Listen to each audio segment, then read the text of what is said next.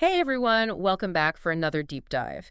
If you're here, you're probably wrestling with some of those, well, let's just say it, those more complex deals, the ones that seem to have a life of their own. And luckily for you, that's exactly what we're digging into today. It's about time we tackled this, right? It is. And to help us navigate this tricky terrain, we're lucky enough to have a true expert in the house. Glad to be here. Happy to share what I can. We're diving headfirst into these training materials from TechCXO, specifically their program on opportunity management. Now, this isn't your average sales fluff. They're talking about those meaty deals, the ones with long sales cycles and, well, let's just say sometimes even longer meetings. Yeah, you're talking about the kind of deals where you need a whole strategy just to keep track of who's who. Exactly. We're talking fierce competition, internal politics, you name it. And those buying committees don't even get me started. It's a whole different world, those committees. But that's why I find this program so fascinating. I mean, in this environment, it's not enough to just have a great product anymore. You need a bulletproof strategy to navigate all of that. And one thing that really struck me about TechCXO's approach is their emphasis on, well, I like how they put it, gaining greater control of every single opportunity. It's like trying to, I don't know, wrangle a wild animal sometimes. Those opportunities, they can really take on a life of their own. That's a great analogy. Yeah. And you've got to tame that beast. So how do you do it? Well, they've got this phrase, develop winning strategies at all levels. I like the sound of that. Yeah. Winning strategies. What does that actually mean, though? So think about it this way. You need a strategy for the entire sales organization, right? But you also need to create specific game plans for each deal, for each stakeholder.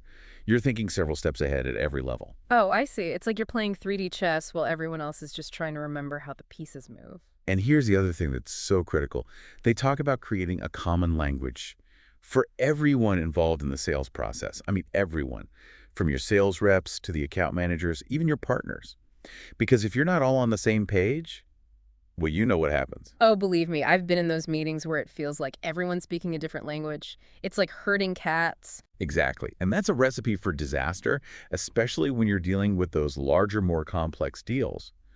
When everyone's on the same page, though, using the same terminology, following the same playbook, well, that's when the magic happens. It streamlines communication, keeps everyone aligned, and ultimately, it helps you close deals faster. Yeah. What's really interesting, though, is that TechCXO actually uses this method themselves, not just to, boost sales, but to get their forecasting down to a science. Oh, wow. So they're using this method to manage their own internal processes as well. Yeah, like where to allocate resources, for example. I mean, talk about practicing what you preach. That's impressive. So we've got everyone speaking the same language. We've got our game plan down. What's next? What are some of the tactical things we can do to make sure we're winning these complex deals?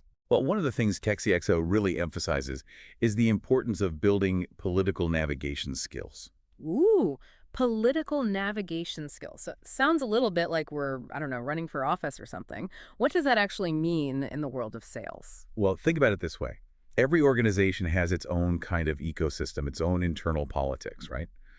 You've got your decision makers, sure, but then you've got these other people, influencers, who might not have the final say, but they can really make or break a deal. It's about knowing who to talk to and when. So it's like you're not just closing the deal, you're building alliances. You're becoming like a master negotiator almost. Exactly. And this ties directly into another strategy they emphasize, which is understanding the prospect's decision-making process. Now, they make a really interesting distinction here.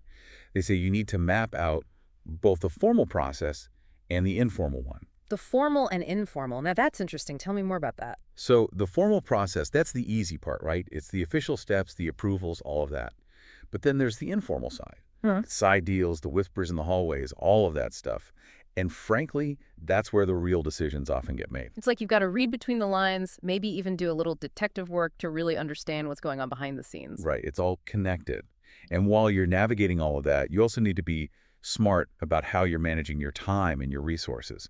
You don't want to chase after those dead-end opportunities. Oh, tell me about it. I've definitely gone down a few rabbit holes in my day. Happens to the best of us. That's why TechCXO provides you with these really practical frameworks and tools to help you make those tough judgment calls, like when to walk away from a deal that's clearly going nowhere, or, on the flip side, when to double down on a deal that has huge potential. It's all about being strategic, right? Knowing when to hold them and when to fold them. Exactly.